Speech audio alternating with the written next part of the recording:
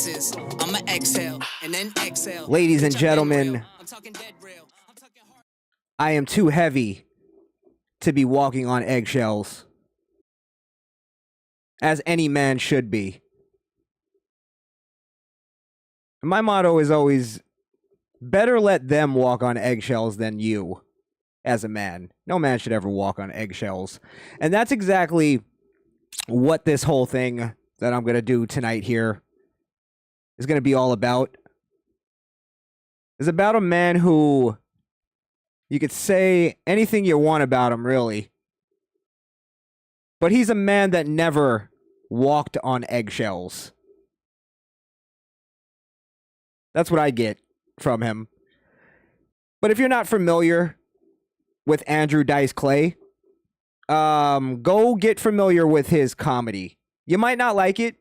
You might love it. You might not even get it. But the thing is Dice stands for really the... you could put him in the edgiest of edgy humor. In terms of comedians. Yeah, a big part of his comedy was a shtick and a character. But what he did through that character was very important for comedy. And actually important to be remembered. To be remembered and not only that, to be admired, in my opinion. For somebody to say the things that he said and you know... I'm a guy that says things like him, and to be honest, a lot of stuff that I say in my jokes and stuff like that are kind of derived from Dice. I do the Dice voice a lot of the times, and it's almost just a second nature thing. I don't know if it's because I'm a New York guy or because I'm a Opie and Anthony fan. Because sometimes I think I'm doing Anthony Cumia doing Dice. But Dice is a character that is just fun to do. It's a fun character to do. Peter Ortiz, Misfit Ramdell, what's good in the chat there? Everybody, let me know where you're at. Let me know who you are. Let me know if you're listening. Dice Man is hilarious, Peter Ortiz. Yes, yes. Once you understand, because there was a time where I didn't understand Dice and I didn't find him funny, but then I figured it out. I figured out what he was doing, and a lot of it is that offensive, provocative humor, pushing the envelope just for pushing the envelope's sake. And honestly, I think that usually makes for the best comedy, in my opinion. I think comedy without a victim is usually not that funny. You might get a chuckle out of it, you might laugh, but usually there has to be a victim in comedy. Somebody has to be getting made fun of for it to be really that funny. So the dark side of comedy, I did a review on the first episode, which was about Chris Farley, and I really liked it. I was really into it. It made a lot of sense. It was truly a comedy story with a very dark side. So it made a lot of sense why they did that. But then I saw the next two episodes I saw were the dark side of comedy Roseanne Barr, which there's a lot of dark side to Roseanne. I'll give them that. It makes a lot of sense why they would do that. But then I saw dark side of comedy Andrew Dice Clay. And I thought, I don't know much in terms of like... I mean, I know a lot about his career, but I don't know much in terms of like deep, dark shit about him. And I didn't know that there was really a dark side to Andrew Dice Clay. So I thought to myself, what could this be about? And honestly, it went, because it's a comedy documentary, it went somewhere that I didn't think they would go. So instead of, I'm not able to show you the actual documentary because, you know, Vice will pull it down for copyrights. But I'm going to show you the trailer for this documentary. And you'll see exactly where it goes. And you'll see exactly what I mean by completely villainizing a guy like Dice. And if you know his humor and you know his stand up, you'll know where it goes.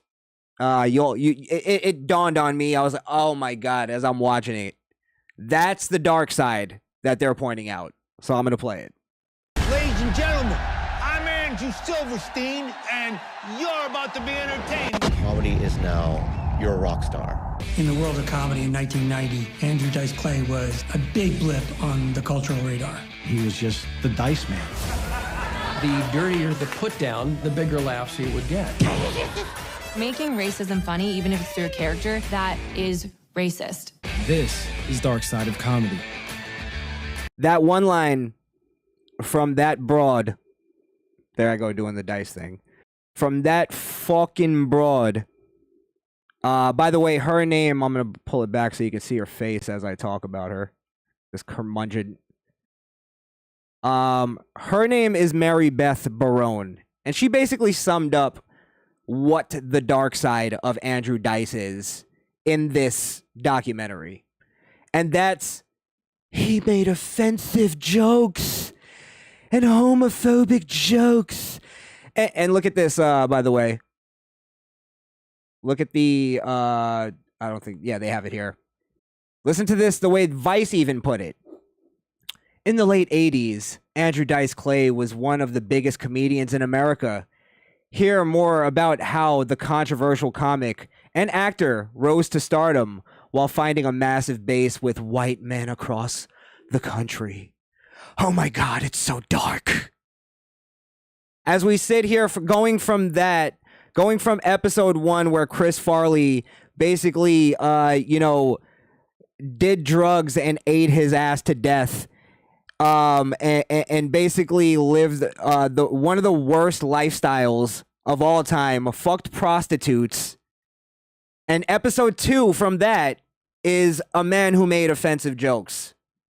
A man who made homophobic jokes and racist jokes and sexist jokes. That's the dark side.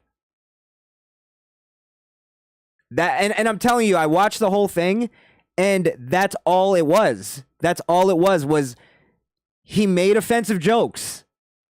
And I wish there was more to that. I wish there was more to this explanation, but there really isn't.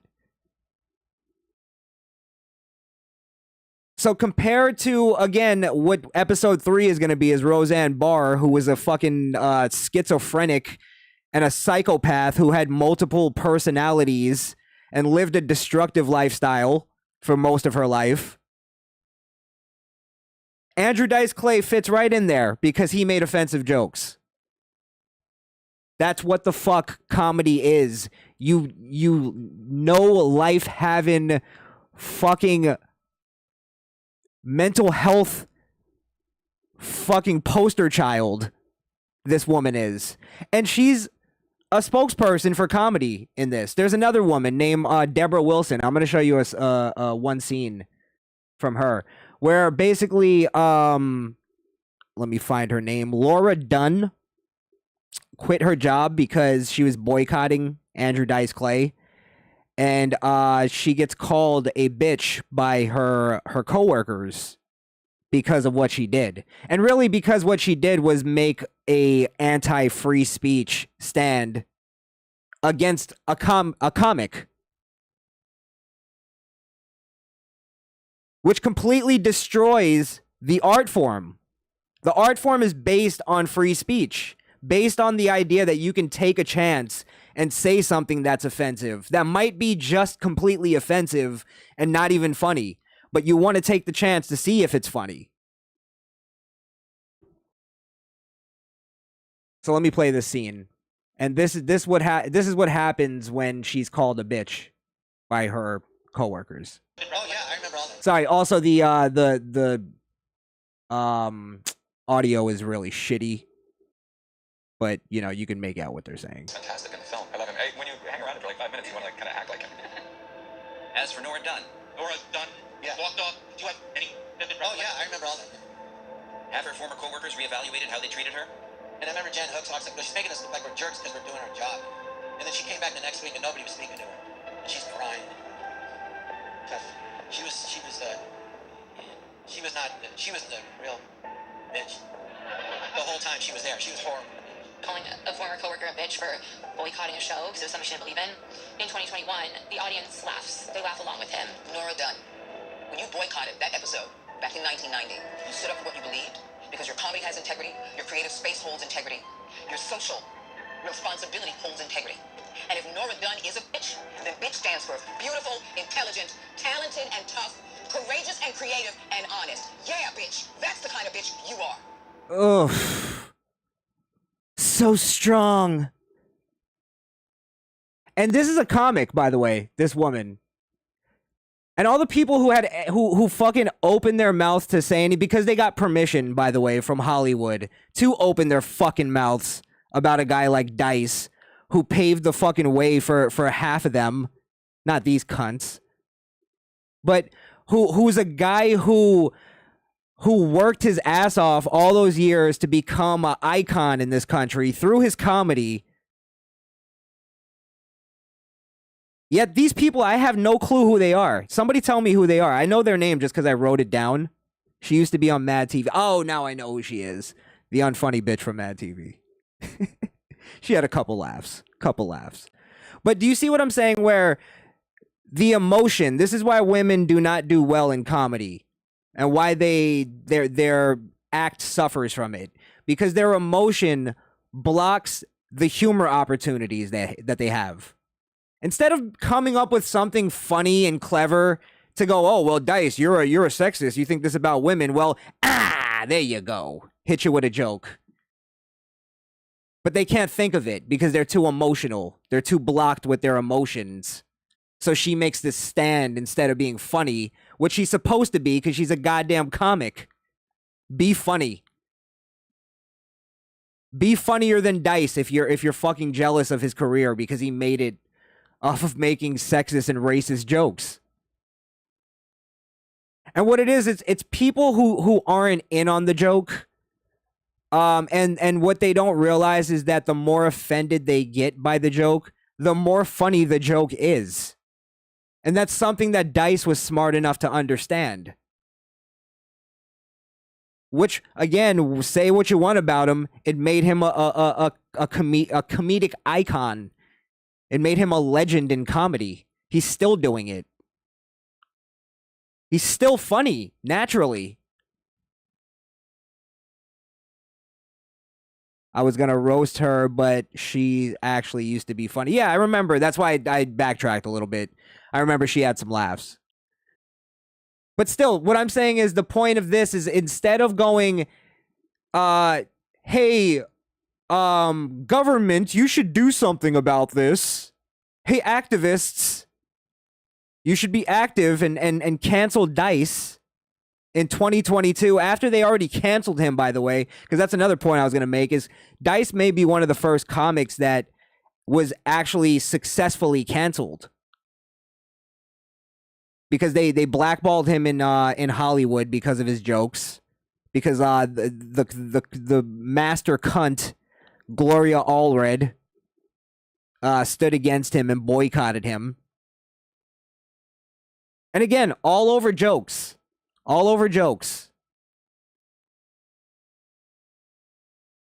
Yeah,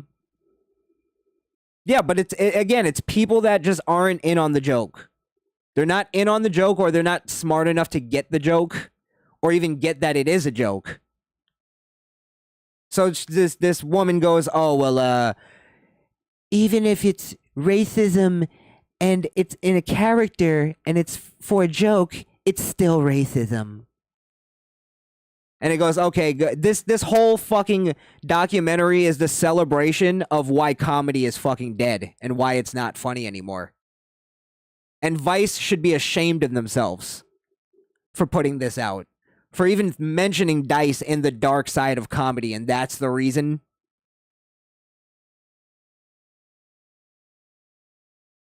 There wasn't anything about, I'm not saying he didn't, but there wasn't anything about him doing drugs, nothing about him being an alcoholic, nothing about him actually abusing women or being a racist in real life. And I'd like to see if that woman, Mary Beth Barone, or even this woman, Deborah Wilson, I wonder if they feel the same way about Dave Chappelle's black white supremacist, the blind white supremacist, or Eddie Murphy dressing up like a Jew. No, they thought it was funny. They thought it was hilarious. If that's the case, then Al Pacino would have never been cast as Scarface. Exactly. An Italian playing a Cuban. That would never happen today. One of the most iconic roles, one of the greatest fucking movies in American cinema would have never happened.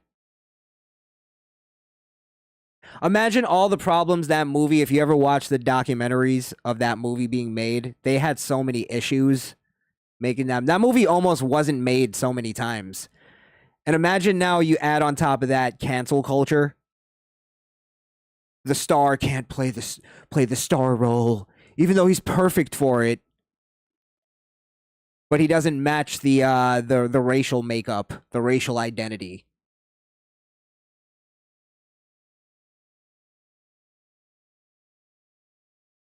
It's so good. Scarface is one of the greatest movies ever. And one of the funniest movies ever. I hold to that. One of the funniest fucking movies ever made. Yeah, I just honestly watching this documentary, I really felt bad for Dice. They didn't even have him on the documentary to defend himself. The only people they had defending him, sort of, was Pete Holmes, who made the weakest defenses, the weakest arguments ever. They get him to the point where he just goes, it's the great question. With great power comes great responsibility. What the fuck does that mean? What does that even mean? Bobby Lee tried to stand up for him, but he still threw him under the bus a little bit. Where he goes, I think a lot of his stuff is abhorrent, but, I'm tired of guys who Bobby Lee is listening to. Well, Bobby Lee is a fucking douchebag now, but that's because of his wife. Actually, no, Bobby Lee's just a bitch anyway. He fucked up his relationship. Did Bobby Lee bash him? Bobby Lee didn't bash him. Bobby Lee was one of the few defending him. But he made a basic free speech defense. So I gotta respect Bobby Lee. But, yeah, Pete Holmes I don't know what he was playing the fence and it was just annoying me. He tried to make a little defense of him at first, but then you could tell they asked him a question and he got scared. His open relationship. I don't even think it was open. Supposedly his relationship, I followed a little bit on it, is that he didn't fuck his wife for like 2 years straight. And like he didn't want to because all he wanted to do was play video games. So Bobby Lee is kind of, he's one of the, not even kind of, he's one of those guys who's been completely emasculated. And it's affecting him chemically. I hate that broad so much she tarnishes Bobby Lee's legacy for me. Yeah, I don't know if it was her though. I think it's in the man. You have to let that woman do that to you. She was gorgeous too. Fucking bona fide 10. But that's, way out of his league. I made him just, shut that shit down. Shut his madness down. Yeah, he admits he shits his pants randomly. Yeah, there's something wrong with that guy. But that's, that's the thing. All his fucked upness is what makes him funny.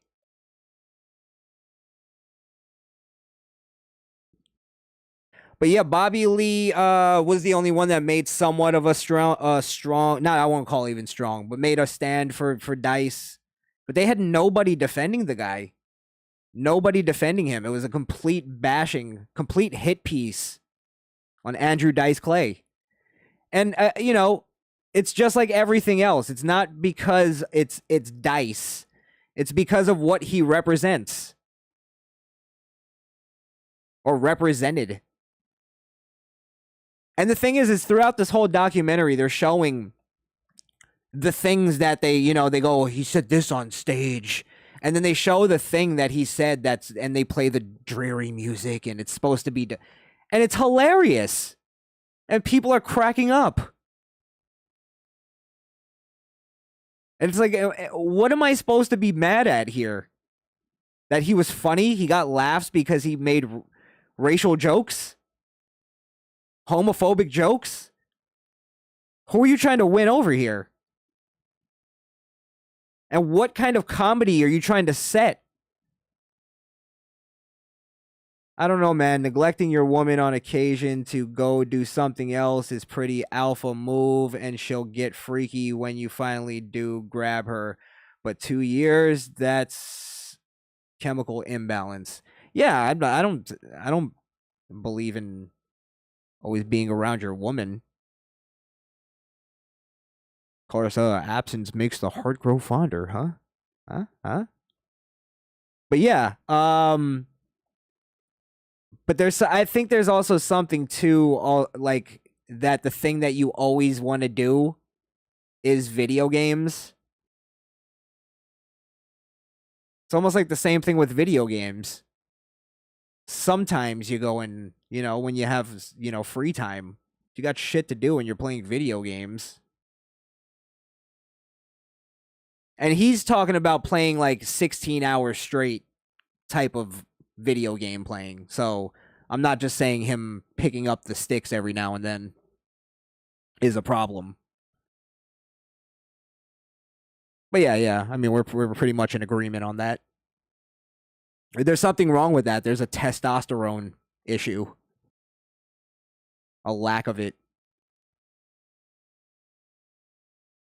But yeah, that's another thing that they even threw in on this DICE documentary.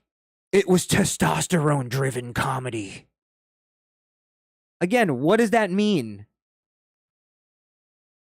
Because male-based humor?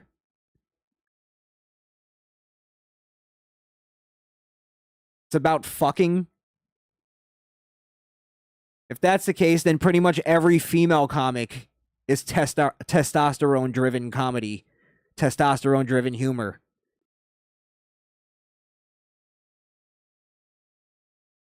Every woman comedian, pretty much 90% of their bit is about sucking dick. 90% of their set, I mean. It's about sucking dick or fucking.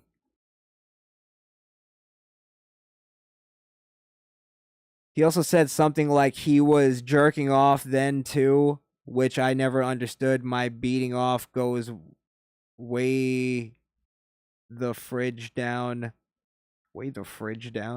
when there is consistent pussy around. Yeah, I don't get it. I think there's a lot of guys that get addicted to porn, and they find it hard to get off with a woman. I don't know. It's some kind of mental block that's there. Maybe because it becomes like having an orgasm becomes such a private thing because you're sharing it with nobody ever. Maybe that's the mental block. I don't know. He also said he sucked a dick before. Oh, now we're getting somewhere. Yeah, maybe, I don't know. Maybe there's some kind of sexual, abuse in his life. A lot of comics have that too. A lot of comics have some fucked up shit, which is why I think it's insane, again, just to bring it back to this, that they wasted an episode on DICE's edgy humor as opposed to all the fucked up stories you could tell in comedy.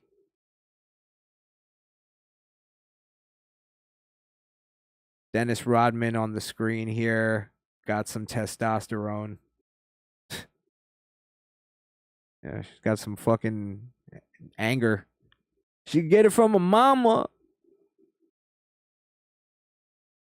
His dad almost beat his mom to death too. Why do you LOL that? It's funny that you LOL'd it. Yeah. There's got to be trauma and shit to I don't know. I don't think anybody, has a halfway normal upbringing. Doesn't want to fuck their, 10 wife. Go back to the father. Return to your father.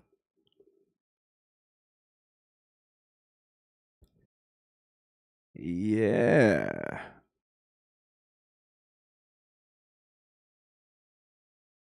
Let's see.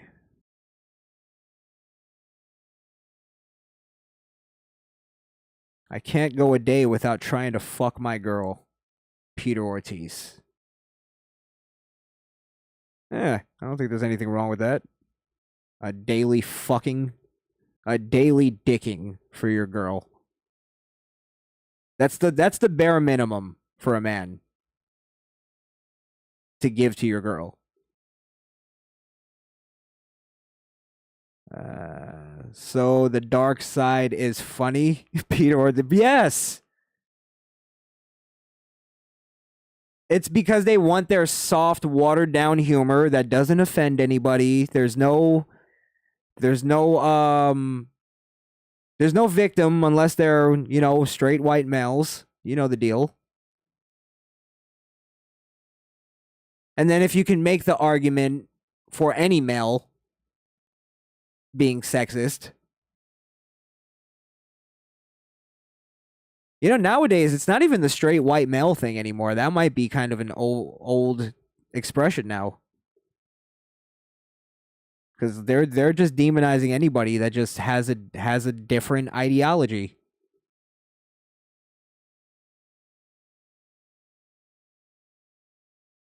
People getting called Uncle Toms every day. What are the other episodes they got coming up? This show ain't really that groundbreaking, right? The Chris Farley one, it told stuff that I kind of already knew, but then they told, I guess, little details I never heard before. So it made it interesting. This one was just completely political. That's the problem. It's completely based on political correctness, woke ideology, feminism. It's just and they're still going after Dice, and it's like first off, the fact that that comedy is so watered down now, and there's nobody who's edgy enough to do even a little percentage of what Dice did, shows that they've won. And them winning has made comedy suck. So what are they mad at? Why are they going after this is almost like when they wanted to pull down the statues. It's like, yeah, let's get mad at somebody who's been dead for 100 years or 200 years. This is them pulling down the statues in comedy. So Dice is an easy one for them. Dice is an easy one where even people who are quote unquote red pilled and quote unquote free speech advocates will go, all right, we'll give them Dice. We'll give them Dice. Chris, hard left and probably